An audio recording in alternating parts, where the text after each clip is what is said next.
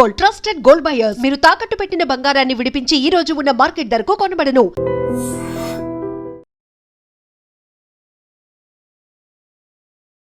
మనం మాట్లాడుకున్నాం Donald Trump అధ్యక్షుడిగా రాబోతున్నారు అని. వచ్చేసారు, రాగానే ర్యాపిడ్ ఫైర్ లో ఆదేశాలు అనేవి, ఈ ఎగ్జిక్యూటివ్ ఆర్డర్స్ అనేవి అసలు పెద్దన్నగా మనం భావిస్తుంటాము అమెరికా అని. ఎలా అనిపిస్తున్నాయి సార్ విదేశాల మీద?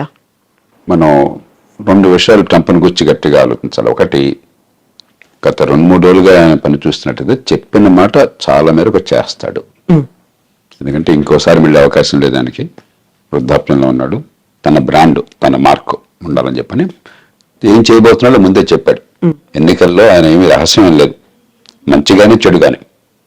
ఉదాహరణకి క్యాపిటల్ మీద, అమెరికన్ పార్లమెంట్ మీద దాడి చేసిన వాళ్ళు నిజంగా దేశద్రోహం కలిగినట్లక హింసకు పాల్పడ్డారు, కొంతమంది మరణాల కాలకులైనారు. వాళ్ళందరినీ క్షమాపక్ష ప్రసాదిస్తున్నాడు, ఇచ్చాడు. మంచిగానే చెడుగానే ఆయన చెప్పింది సీరియస్ గా తీసుకుంటున్నాడు, స్ట్రాంగ్ గా చెప్తాడు కూడా. రెండోది, ఇనాగరల్ స్పీచ్ లో ఆయన ఒక మనిషిని ఉదహరించాడు. ఆయన విలియం మెకిన్లీ అని, అమెరికా రాష్ట్రపతిగా 1897 నుంచి 2001 దాకా ఉన్నాడు ఆయన. 2001లో సెప్టెంబర్లో ఆయన చంపేశారు. ఈ హత్యకు గురైన రాష్ట్రపతుల్లో ఆయన ఒకడు. ఆయన తర్వాత థియోడర్ రూజ్వెల్ట్ వచ్చాడు. మెకిన్లీ ఆయన్ని ప్రస్తావించాడు. మెకిన్లీ రెండుకి ప్రధానంగా పేరున్నవాడు. ఒకటి, టారిఫ్లు, ఇతర దేశాల నుంచి దిగుమతుల్ని తగ్గించడం, దాని మీద ఈ టారిఫ్లు పెట్టడం. రెండు, దేశ విస్తరణ కాంక్ష. అమెరికా చివరిసారిగా విస్తరణ చేసింది మెకిన్లీ సమయంలో. స్పానిష్ వార్ అని చెప్పని 1898లో ఆ వార్లో గెలిచిన తర్వాత ఈవేళ ప్యూర్టోరికో ఆ రకంగా స్పెయిన్ నుంచి వచ్చింది. ఈవేళ క్యూబాని విడుదల చేశారు. అమెరికానే దానికి మోక్షం కలిగించి స్వతంత్ర దేశంగా చేసింది. అట్లాగే ఆయన కాలంలోనే ఈ హవాయి రాష్ట్రం అది అమెరికాలో కలిపేసుకున్నారు. ఫిలిప్పీన్స్ స్పానిష్ వార్లో స్పానిష్ కాలనీ, అది అమెరికా చేతుల్లోకి వచ్చిన తర్వాత స్వతంత్ర దేశంగా అయింది. కాబట్టి ఆయన పనామా కెనాల్ గురించి కానీ మరోదాని గురించి కానీ మాట్లాడుతుంటే చాలా సీరియస్ గా తీసుకోవాలి. ఎందుకంటే మెకిన్లీ ప్రభావం అయిన ఆయన స్పష్టంగా చెప్తున్నాడు. మూడోది, ట్రంప్ లో ఏమిటంటే ట్రాన్సాక్షనల్ మ్యాన్, పెద్ద సిద్ధాంతాలు అలాంటివి పెద్దగా ఉండవు ఆయనకి. ఆ సందర్భాన్ని బట్టి ఏది లాభం అనుకుంటే తన దేశానికి, తన నమ్మిన లక్ష్యాలకి, దానికి ఆయన సిద్ధం. అప్పటికప్పుడు నిర్ణయాలు, డీల్ మేకింగ్. ఆయన ఎప్పుడు కూడా గర్వంగా చెప్తుంటాడు, నేను డీల్స్ బాగా చేస్తాను, ఒప్పందం చేసుకుంటాను, వాడికి కావాల్సింది ఇస్తాను, నాకు కావాల్సింది తీసుకుంటానని చెప్పని. కాబట్టి ఉడుపుగా ఆయనతో ఫైట్ చేయాలి. అంత తప్ప సిద్ధాంతం ప్రకారం ట్రంప్తో ఫైట్ చేస్తే సిద్ధాంతం ఆయనకు లేనప్పుడు ఉపయోగం లేదు. అంచేత ఈ 4 ఏళ్ల కాలం ప్రపంచం అంతా కూడా ఆ ప్రభుత్వం, అక్కడ ప్రజల మనస్తత్వాన్ని గుర్తించి, ముఖ్యంగా భారతదేశం అనే దేశం చాలా లాఘవంగా మన ప్రజలను కాపాడుకుంటూనే మరి అవతల వాళ్ళ ఎక్కడ గట్టిగా ఉన్నారో గమనించి మన అవసరం మేరకు ఇచ్చిపుచ్చుకునే ధోరణి ఉండాలి. సో ఇప్పుడు జన్మతః వచ్చే పౌరసత్వాన్ని రద్దు చేశాము అన్న తర్వాత అక్కడున్న వాళ్ళకి లాభమా, మనకి నష్టం జరుగుతోందా? ఎలా ఉంది సార్ పరిస్థితి అనేది? మొట్టమొదటిది, ఇది రాజ్యాంగ రీత్యా సాధ్యం కాదు. అమెరికన్ రాజ్యాంగంలోనే అమెరికా గడ్డ మీద పుట్టిన వాళ్ళకి పుట్టుకతో పౌరసత్వం వస్తుందని చెప్పి రాసుకున్నారు. పుట్టుకతో పౌరసత్వం వస్తే అతను తీసేయడానికి లేదు ఆ పౌరసత్వాన్ని. రెండోది, పుట్టుకతో పౌరసత్వం ఉన్న వాళ్ళకి కొన్ని పదవులకు అర్హులు. ఉదాహరణకు అమెరికన్ రాష్ట్రపతి, ఉపరాష్ట్రపతి లాంటి వాళ్ళు పుట్టుకతో పౌరసత్వం ఉన్న వాళ్ళు మాత్రమే అర్హులు. మిగతా పౌరులు, ఇతర దేశాల నుంచి పోయిన వాళ్ళు పౌరులుగా ఉంటే అర్హులు కాదు. అలా పెట్టుకున్నారు వాళ్ళు. కాబట్టి అది సాధ్యం కాదు. కానీ ఆయన ఎందుకు చేశాడంటే, ఆయన 2 కారణాలుగా, ఒక బలమైన సంకేతాన్ని ఇవ్వాలి, అక్రమ వలసదారులకి వ్యతిరేకము, నేను క్షమించను అని చెప్పడానికి. రెండోది, ఇది ఖచ్చితంగా సుప్రీంకోర్టు దాకా పోతుంది. అమెరికాలో తుమ్మిన దగ్గర సుప్రీంకోర్టు దాకా వెళుతుంది. ఎందుకంటే అది లిటిగేటివ్ సొసైటీ. పెద్దానికి ఒక కోర్టుల వివాదాలు, దావాలు ఆ దేశ సంప్రదాయంలో భాగం, అది ఆ దేశం జన్యువుల్లో భాగం, అది సుప్రీంకోర్టుకి వెళుతుంది. 199 పాళ్ళు సక్రమంగా ఆ దేశంలోకి చట్టబద్ధంగా ప్రవేశించిన వాళ్ళు సంతానం కనుక అయినట్టయితే దాని పౌరసత్వాన్ని సుప్రీంకోర్టు కాదనలేదు. కానీ అక్రమంగా ప్రవేశించిన వాళ్ళైతే, అన్డాక్యుమెంటెడ్ ఇమిగ్రెంట్స్ అంటాం, వాళ్ళకి ఇప్పుడు వాళ్ళ పిల్లలకి పుట్టుకతో పౌరసత్వం ఇవ్వవద్దన్న విషయంలో బహుశా సుప్రీంకోర్టు మరి ఇంకొక స్టాండ్ తీసుకోవచ్చు. కాబట్టి భారతీయ సంతతి వాళ్ళకి నేను అనుకోవటం, మన వాళ్ళు 195 మంది భారతదేశం నుంచి వెళ్ళిన వాళ్ళు అమెరికాకి, నైపుణ్యము, విద్య ఉన్నవాళ్ళు, డాక్యుమెంటెడ్ ఇమిగ్రెంట్స్ అంటే వీసాలు వగేరా పొంది చట్టబద్ధంగా వెళ్ళిన వాళ్ళు. కాబట్టి వాళ్ళకి ఇబ్బంది ఉండకపోవచ్చు. కానీ అన్డాక్యుమెంటెడ్ ఇమిగ్రెంట్స్ పిల్లలకు మాత్రం ఆ పౌరసత్వం ఉంటుందా లేదని సుప్రీంకోర్టు చేతిలో ఆధారపడి ఉంటుంది. ఇక రాజ్యాంగాన్ని మార్చడం అమెరికాలో దాదాపు అసాధ్యం. అలా కాకుండా అమెరికాలో పుట్టుకతో పౌరసత్వం రాకుండా చేయాలి అని చెప్పని కనుక అన్నట్టయితే అమెరికాలో పార్లమెంట్లో 2 సభలు, senate, American house of representatives, దానిలో 3/2 మెజారిటీ కావాలి. 4/3 రాష్ట్రాలు ఆమోదించాలి. అమెరికాలో ఇది తల్లకిందులుగా తపస్సు చేసినా కూడా సాధ్యం కాదు. కాబట్టి కొంతమేరకు అంటే అక్రమంగా ఆ దేశంలోకి ప్రవేశించిన వాళ్ళ సంతానానికి పౌరసత్వం లేకుండా సుప్రీంకోర్టు ఏమన్నా కనుక రాజ్యాంగాన్ని ఆ రకంగా వాళ్ళు విశ్లేషించినట్టయితే అది సాధ్యం కావచ్చు. భారతీయ సంతత్వానికి ఇబ్బంది ఉండదు. కానీ భారతీయులు ఖచ్చితంగా అక్రమంగా చొరబడే కొంతమంది ప్రయత్నం చేస్తున్నారు. అదివరకు నాకు తెలియదు. ఈ మధ్య కొన్ని అంకెలు చెప్తున్నాయి. 7.5 లక్షల మంది దాకా ఉన్నారని. అది దాన్ని మనం ప్రోత్సహించకూడదు. అలాంటి వాళ్ళకి ఇబ్బంది కలిగితే దానికి మనం బాధ కూడా పడకూడదు. ఎందుకంటే మన దేశ బ్రాండ్ పోతుంది. ఇక్కడ చదువుకున్న వాళ్ళు, నైపుణ్యం ఉన్న వాళ్ళు పద్ధతి ప్రకారం వస్తున్నారు, ఆ దేశానికి మంచి చేస్తున్నారని చెప్పిన భావం ఒక బ్రాండ్ ఉన్నది. అలా కాకుండా మనం కూడా ఇతర దేశాలలాగా అక్రమంగా చొరబడుతున్నారు, దక్షిణ సరిహద్దు నుంచో లేదా కెనడా నుంచో ఇల్లీగల్గా వెళుతున్నారు, ఇక్కడ సరిపడిపోతున్నారని చెప్పిన భావం ఉంటే మన దేశానికి నష్టం, కొంతమందికి లాభం కలగచ్చు. కాబట్టి దానికి మనం చింతించాల్సిన అవసరం లేదు. వాళ్ళ పట్ల కఠినంగా వ్యవహరించినట్టయితే అమెరికాలో దానికి మనం చింతించాల్సిన అవసరం లేదు. ఇప్పుడు కెనడా, మెక్సికో మీద దిగుమతి సుంకాలు విపరీతంగా పెంచారు. ఆల్మోస్ట్ 25% ఉన్నాయి అనుకున్నప్పుడే విదేశాలతో సత్సంబంధాలు ఎలా ఉంటాయి, ద్వైపాక్షిక ఒప్పందాలు ఎలా ఉంటాయి అనేది కూడా కీలకంగా అయింది కదా సార్. ఆయన తీరు ఏంటంటే ఎక్కడైనా బావగానే వంగతోట దగ్గర బావగాదు. కాబట్టి నువ్వు కెనడానా, మెక్సికోనా, యూరప్, ఇండియానా నాకు అనవసరం. నాకు లాభం ఏంటి, నా నుంచి నువ్వు పొందుతున్నావు, నాకు రావట్లేదు అనుకుంటే వెంటనే ఆయన ఎదురు తిరుగుతాడు. కెనడా, మెక్సికో తీసుకుంటే ఉదాహరణకి మంచి ఉద్దేశంతో అమెరికా ఏం చేస్తున్నారు, north American free trade agreement అని చెప్పని బిల్ క్లింటన్ కాలంలో నాఫ్తా అంటారు. దాంతో ఏమైందంటే కెనడా నుంచి కానీ మెక్సికో నుంచి కానీ దిగుమతులు అమెరికాకి, లేకపోతే అమెరికా నుంచి ఆ దేశాలకు ఎగుమతులు ఏమీ సుంకాలు లేకుండా, ఏ రకమైన అడ్డంకులు లేకుండా వచ్చే ఏర్పాటు జరిగింది. దాంతో ఏమైంది, అమెరికాలో కొంచెం ఖర్చు ఎక్కువ, తలసరి ఆదాయం ఎక్కువ కాబట్టి, లేబర్ కాస్ట్ చాలా ఎక్కువ కాబట్టి ఆ కాస్ట్ ఆఫ్ ప్రొడక్షన్ తగ్గించడం కోసం అమెరికన్ వ్యాపారవేత్తలు చాలా మంది కెనడాలో పెద్ద ఎత్తున పరిశ్రమలు పెట్టారు. ఉత్పత్తి కెనడాలో జరుగుతుంది, ఆ కార్లు కానీ మిగతావి కానీ అమెరికాకు వెంటనే సరిహద్దే కదా, పక్క దేశమే కదా, అమెరికాకు వెంటనే వచ్చేస్తున్నాయి. అమెరికన్ వినియోగదారులకు లాభం జరుగుతుంది, కానీ అమెరికన్ ఉత్పత్తిదారులు నష్టపోతున్నారు. సమస్య వినియోగదారులకేమో చౌకగా మంచి మన్నికల వస్తువులు కావాలి, ఉత్పత్తి చేసేవాడికి మనకు లేబర్ మార్కెట్లో ఉద్యోగాలు దొరకాలని చెప్పంటే మన దేశంలో ఉత్పత్తి జరగాలి. ఈ రెండుకి మధ్య క్లాష్ ఉన్నది. ఇక్కడ ఏంటంటే ట్రంప్ ఆయన పార్టీ ఈ ఉత్పత్తిదారుల పక్షం వహించారు.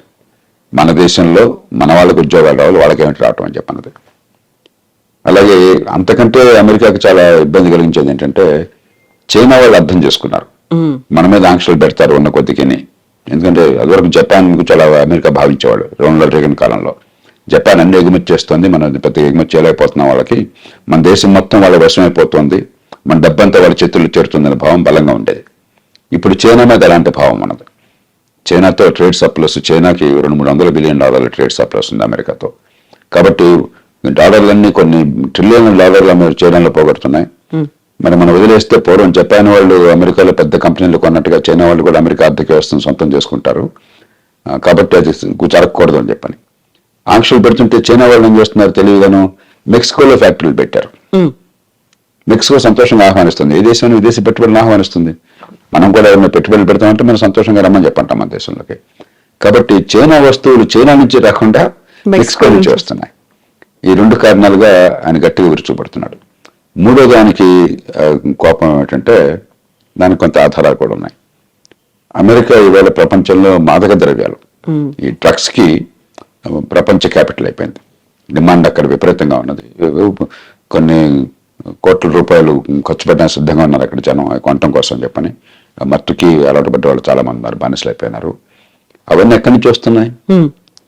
వాళ్ళకి సముద్రం నుంచి రావడం చాలా కష్టం, భూభాగం నుంచి మెక్సికో నుంచి వస్తున్నాయి.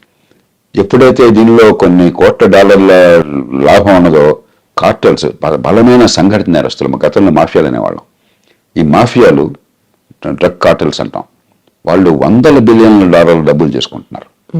అంత డబ్బులు ఉన్నాయి కాబట్టి విపరీతమైనటువంటి హింస, నేరాలు మామూలు నేరాలు కాదు, ఎదురొస్తే వాళ్ళని సఫా చేయటమే, అంత దారుణంగా ఉండదు. కాబట్టి వాళ్ళని అరికట్టాలని చెప్పన్నా కూడా దక్షిణ బార్డర్ ముఖ్యంగా మెక్సికో బార్డర్తో ఒకటి ఇమిగ్రెంట్స్ రాకుండా ఆపాలి, రెండు ఇది డ్రగ్స్ రాకుండా ఆపాలి. అందుకనే ఆయన డ్రగ్ కార్టెల్స్ని టెర్రరిస్టులుగా ప్రకటించాడు. అప్పుడు అమెరికన్ చట్టం కింద చాలా అధికారాలు వస్తాయి రాష్ట్రపతికి. అవసరమైతే మెక్సికోలోకి తన సైన్యాన్ని పంపించి దాడులు చేసి వాళ్ళని చంపే హక్కు కూడా వస్తుంది అనమాట. అంచేత మెక్సికో విషయం ప్రత్యేకం. కానీ మొత్తం మీద ఖచ్చితంగా ఆయన చైనా మీద కానీ, చివరికి వీలుంటే అవసరమైతే మన మీద కానీ ఆయన అవసరమైతే టారిఫ్లు పెడతాడు. ఎందుకంటే మనతో ఉదాహరణకి పెద్ద చైనా లాగా కాకపోయినా మనకు కూడా 15-20 బిలియన్, 20-25 బిలియన్ డాలర్లు, 30 బిలియన్ డాలర్లు మనకి సర్ప్లస్ ఉన్నది. అమెరికా ఒక్కటే పెద్ద దేశం, భారతదేశం ట్రేడ్ సర్ప్లస్ ఉన్న దేశం అమెరికా ఒక్కటే పెద్ద దేశాల్లో 35 బిలియన్ డాలర్లు. చైనాతో మనకి 90-100 బిలియన్ డాలర్ల లోటు ఉన్నది, అమెరికాతో 30-35 బిలియన్ డాలర్ల సర్ప్లస్ మిగిలి ఉన్నది. ఆయనకి ఎక్కడ ఏ దేశానికి తన దేశంతో వాణిజ్యంలో మిగులున్నా సరే ఆయనకి వెంటనే అక్కసు, వాడు వస్తువులు మన దగ్గర అమ్ముకుంటున్నాడు, మనం అమ్మలేకపోతున్నాం అని చెప్పని. హ్యార్లీ డేవిడ్సన్ ఒక కంపెనీ ఉంది, ట్రంప్ 2-3 సార్లు దాని గురించి ప్రస్తావించారు. ఈ మోటార్ సైకిల్ నడుపుతారు, అవి ఏమిటో నాకు తెలియదు కానీ కొంచెం ఈ కొర్రలు కొందరు మోసపోతారు, ఖరీదైనటువంటివి. మన వాళ్ళు ఖరీదైన వస్తువులు మన దేశంలో లగ్జరీ ట్యాక్స్ చాలా ఎక్కువ పెడతాం. ఆయన 2-3 సార్లు ప్రస్తావించాడు, ఇండియా టారిఫ్ కింగ్, చూడండి హార్లీ డేవిడ్సన్ మోటార్ సైకిల్ మీద టారిఫ్ పెట్టారని చెప్పని. అలాంటి విషయాల్లో మనం కొంచెం సౌమ్యంగా, పెద్ద నష్టమే లేదు, ఆయనకి ఏదైతే గట్టిగా బుర్రలో ఉందో దాన్ని తగ్గించేసుకోవాలి, మనకి ఇబ్బంది లేకుండా చూసుకోవాలి. కొంతమేరకు అమెరికా నుంచి వస్తువులు మన దేశం రావడానికి మనం అనుమతించాలి వస్తే టారిఫ్లు తగ్గించి. ఎందుకంటే ఆయనతో గొడవ పెట్టుకుని మనం టారిఫ్లు పెంచేసుకుంటే మనం నష్టపోతాం. కాబట్టి మనం కొంత లౌక్యంగా వ్యవహరించాలి. మనకంటే ఇబ్బంది చైనాకి ఎక్కువ జరుగుతుంది, ఎందుకంటే చైనా మీద చాలా అక్కసు ఉన్నది, ఒకరు అమెరికాతో ధీటుగా ఉన్నదని. రెండోది, ఈ మధ్య గట్టిగా ఆయన చేసిన ప్రకటన దాన్ని కూడా సీరియస్గా తీసుకోవాలి. కొంతకాలం క్రితం ఈ బ్రిక్స్ దేశాలు, ప్రధానంగా చైనా, రష్యా, భారత్, 3 మిగతా దేశాలకు 7 ఉన్నాయి. ఇవన్నీ ఏంటంటే డాలర్కి పోటీగా వేరే కరెన్సీని పెంచాలని చెప్పని ఒక ఆలోచన చేశారు. ఏషియన్ కరెన్సీ యూనిట్ అని, ఏసీయూ అని, లేకపోతే మరో పేరుతోనూ బ్రిక్స్ కరెన్సీ పెట్టాలని. ఈ లావాదేవీలు ఈ దేశాల మధ్య డాలర్ అవసరం లేకుండా ఎగుమతులు దిగుమతులు జరిగినాయి. కొన్ని ఉదాహరణకి రష్యా ఉంది, రష్యాతో ఇప్పుడు డాలర్ల వాణిజ్యం సాధ్యం కాదు అమెరికా ఆంక్షల వల్ల. మనకి రష్యా వాళ్ళ ఆయన ముడి చమురు పంపిస్తుంది, మనం డబ్బులు ఎలా ఇస్తున్నాం, వాళ్ళకి రూపాయలు ఇస్తున్నాం. రష్యాకు రూపాయలు ఉపయోగం లేదు. అలా కాకుండా ఈ అన్ని దేశాలకు ఒక కరెన్సీ ఉందనుకోండి, ఆ కరెన్సీ మనం కూడా వడ్డ మొదలెట్టాం అనుకోండి, రష్యా దగ్గర ఆ కరెన్సీ చేరినప్పుడు మన దేశం నుంచి ఎగుమతులు వాళ్ళకి ఏం లేకపోయినా అదే కరెన్సీ చైనాలో చలామణి అయిందనుకోండి, చైనా నుంచి వాళ్ళకి బోర్డు ఎగుమతులు తీసుకోవచ్చు. చైనా అంతా ఎగుమతి చేసే దేశం కదా, ఇట్లా పనికి వస్తుంది ఈ 9-10 దేశాలు. ఒక ఆలోచన ఉన్నది. ఆయన నిర్మోహటంగా చెప్పాడు, మీరు గనక అలాంటి ఆలోచన పెట్టినట్టయితే మీ మీద 100% టారిఫ్లు పెడతానన్నాడు. కాబట్టి అది ఆలోచన మనం పూర్తిగా దానికి దూరం అయిపోవాలి. ఎందుకంటే మనం అమెరికాతో కయ్యానికి దిగి నష్టపోయే శక్తి మనకు లేదు.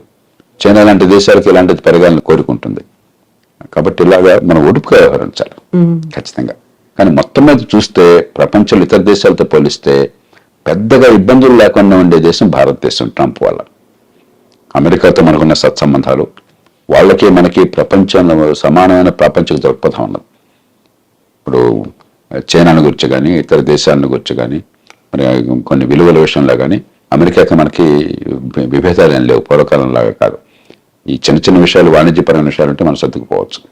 కాబట్టి రెండోది, మనం అంటే చాలా సద్భావం ఉంది అతనికి, వివిధ కారణాల వల్ల సద్భావం ఉన్నది. మోదీ అంటే కూడా అలాగే మోదీ అంటాం కూడా. అలాగే అమెరికా బయట, అమెరికాలో కూడా లేనంత ప్రజాదరణ భారతదేశంలో ఉంది ట్రంప్ అంటే. ఈ మధ్య సర్వేలో 85% భారతీయులు ట్రంప్కి అనుకూలంగా ఉన్నారని చెప్తున్నారు. ప్రపంచంలో అక్కడ ఊహించడానికి కూడా సాధ్యం కాదు. చాలా దేశాల్లో ట్రంప్ వ్యతిరేకులు, అమెరికాలోనే దాదాపు 50% మంది దానికి అనుకూలం, 49-50% మంది అనుకూలం. మన దేశం 85% అని చెప్పి అంటున్నారు. అలాగే భారతీయ సంతతి వాళ్ళు అమెరికాలో చాలా మంది కీలకమైన పాత్ర పోషిస్తున్నారు, రాజకీయాల్లో కానీ టెక్నాలజీలో కానీ. వాళ్ళంటే ట్రంప్కి చాలా ఇష్టం. వివిధ కారణాల వల్ల భారతదేశానికి ఇబ్బంది ఉంటుంది. ఎందుకంటే వంగతో ఎక్కడైనా బావగానే వంగతోట దగ్గర బావగాదు ఆయన విషయంలో. కానీ ఆ సందర్భాన్ని బట్టి మనం కొంచెం మనసుకుంటూ ఉండాలి. ఇప్పుడు H-1B వీసాలకి సంబంధించి కూడా వాదనలు కొనసాగుతున్నాయి. ఇరువైపు వాదనలు మేము విన్నాము అన్నప్పుడు, ఒకవేళ దానికి సంబంధించి ఒక కఠినమైన నిర్ణయం తీసుకుంటే భారతదేశంలో ఐటీ కంపెనీలు కావచ్చు, అక్కడ పనిచేస్తున్నటువంటి ఐటీ ఉద్యోగుల పరిస్థితి ఎలా ఉంటుంది సార్? ఇన్ని 2 ఉన్న విషయాలు. ఒకటి ఉన్న H-1B వీసాల్లో భారత్ వాటా 7% పెట్టారు. అంటే ఏ దేశానికి 7% కంటే ఎక్కువగా వీసాలు ఉండకూడదని పెట్టారు. భారత్ జనాభా ప్రపంచంలో 18%. అమెరికా వెళ్ళాలని చట్టబద్ధంగా వెళ్ళాలని ఉబులట పడే వాళ్ళు బహుశా ప్రపంచంలో 35% మనం అయి ఉంటాం. మరి మనకి 7% పెట్టి ఒక చిన్న గోచిపాతంతో చిన్న దేశానికి 7% పెట్టడం అనేది అది హేతుబద్ధమైంది కాదు. కాబట్టి దాన్ని మారుస్తారా లేదా? నేను అనుకోవటం అది మారుస్తారు. ఎందుకంటే అమెరికాకి అవసరం కాబట్టి, మనకు అవసరం కాబట్టి. రెండోది H-1B వీసాలు అమెరికాలో పని ఉన్నట్టయితే, నైపుణ్యం ఉన్నట్టయితే విరివిగా ఇస్తారా లేదా? రెండుని వేరువేరుగా చూడాలి. మన వాటా పెరుగుతుందా లేదా, మొత్తం మీద అసలు కేక్ పెరుగుతుందా లేదా అని చెప్పన్నది. కేక్ పెరగడం విషయంలో ఇప్పుడు చాలా పెద్ద అంతర్యుద్ధం జరుగుతుంది రిపబ్లికన్ పార్టీలో. ట్రంప్కి సాంప్రదాయంగా మద్దతు ఇస్తున్న మెగా రిపబ్లికన్స్ మన దేశం తప్ప మిగతా వాళ్ళు ఎవరు వద్దు, తెల్లడు తప్ప ఇంకెవరు వద్దు, ఇలా ఆలోచించేవాళ్ళు. సో అమెరికా ఫస్ట్ అనే నినాదం కూడా అలా వచ్చింది. అమెరికా ఫస్ట్, దేశంగా ఫస్ట్ అంటాం వేరు, కానీ యూరోపియన్ సంతతి వాళ్ళు, తెల్లతోలు వాళ్ళు, క్రైస్తవులు, దానిలో 2 కోణాలు ఉన్నాయి మళ్ళీ. ఆ కోణం వాళ్ళు ప్రధానంగా ఒక హార్డ్ కోర్ మెగా రిపబ్లికన్స్. వాళ్ళు అసలు H-1B వీసాలంటే మన ఉద్యోగాలు కట్టేటువంటి రావడానికి లేదని వాళ్ళు గట్టిగా అక్కడ కూర్చున్నారు. కానీ అమెరికా ఆర్థిక వ్యవస్థ పెరగాలి, అమెరికా ప్రపంచంలో మేధా సంపత్తి ఎక్కడున్న వాళ్ళు మనం ఉపయోగించుకోవాలి, వాళ్ళు మన మనుషులు కావాలి. అమెరికా గొప్పతనం ఏంటంటే గత 150 ఏళ్లుగా, 100 ఏళ్లుగా ముఖ్యంగా ఎక్కడ ప్రపంచంలో మేధాశక్తి ఉన్నా కూడా వాళ్ళని లాక్కున్నారు, ఆకర్షించగలిగారు. అందుకే ప్రపంచంలో గొప్ప శాస్త్రజ్ఞులు అంటే అమెరికా వెళ్ళిపోతాడు 190 మంది. ప్రపంచంలో గొప్ప ఎంటర్ప్రెన్యూర్ అంటే అమెరికా వెళ్ళిపోతాడు, గొప్ప వ్యాపారవేత్త అంటే అమెరికా వెళ్ళిపోతాడు, గొప్ప పండితుడు అంటే అమెరికా వెళ్ళిపోతాడు. ఆకర్షించగలిగారు. అలాంటి వాళ్ళని పోగొట్టుకుంటే నష్టపోతామని చెప్పన్న భావన ట్రంప్ కూడా ఉంది. ఆయన కూడా బహిరంగంగా ప్రకటనలు చేశారు 2-3 సార్లు. ఈ దేశంలో ఉన్నత విద్య, మంచి విద్యా సంస్థల్లో చదువుకుని మంచి నైపుణ్యం అంటే వాళ్ళు ఈ దేశం నుంచి మళ్ళీ పానివ్వకూడదు, మనం ఇక్కడే నిలుపుకోవాలని అంటున్నాడు. అది ఆయన బుద్ధి చెప్తోంది.